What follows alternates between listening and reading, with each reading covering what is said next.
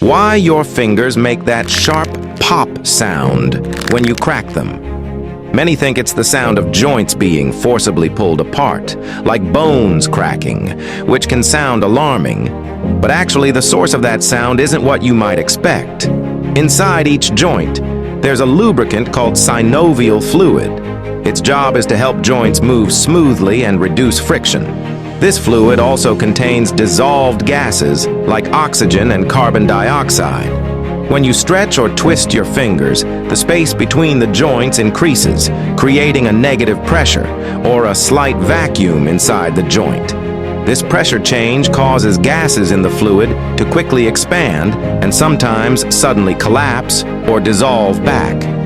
That's what creates the popping sound you hear. It's not just your fingers. Other joints like knees, shoulders, and toes can make similar noises. Fingers move